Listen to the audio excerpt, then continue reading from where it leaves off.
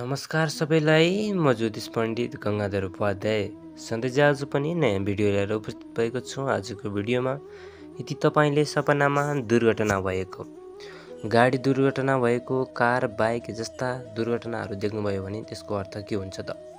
सपना देख्नु एक प्राकृतिक गतिविधि हो र सामान्यतया हरेक मानिसले सपना देख्छन् नै। साथै केही सपना देखेपछि व्यक्तिले आफूलाई कमी भएको महसुस गर्छन्। त्यसैले सपना देखेपछि कोही व्यक्ति त खुसी महसुस गर्छन्। सपना विज्ञानका अनुसार सपना बिहान देखेका सपनाहरू साकार हुने गर्छन् तथा हामी तपाईलाई बताउँछौँ कि तपाईले देखेको सपनाको वास्तविक जीवनमा कस्तो अर्थ पर्छ अथवा तपाईले सपनामा देख्नुभएको दुर्घटनाको अर्थ के हो त? यदि तपाईले सपनामा गाडी दुर्घटनामा कसैको मृत्यु भएको देख्नु, यस्तो देख्नु शुभ मानिँदैन।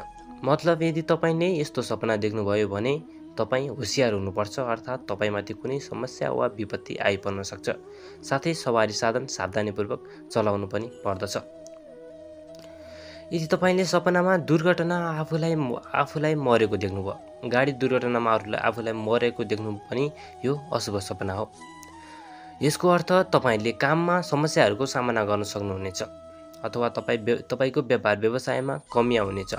साथै तपाईको स्वास्थ्य पनि बिग्रन सक्छ। त्यसैले आगामी दिनहरूमा सतर्क बनाउनु पर्नेछ।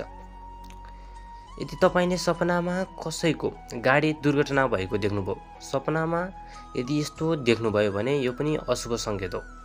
यसको अर्थ तपाईको कारणले गर्दा अरू मानिसहरूमा समस्या पर्न जान सक्छ। साथै तपाईले आर्थिक क्षति पनि भोग्नु पर्न सक्छ वा कुनै नराम्रो खबर सुन्न सक्नुहुनेछ।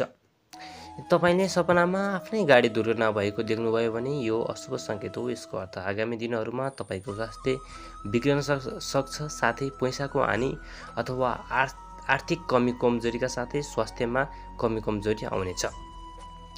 हस्त धन्यवाद। आजको भिडियो यति नै रहेको छ। हाम्रो भिडियोलाई मन परे च्यानललाई सब्स्क्राइब गर्नुहोला।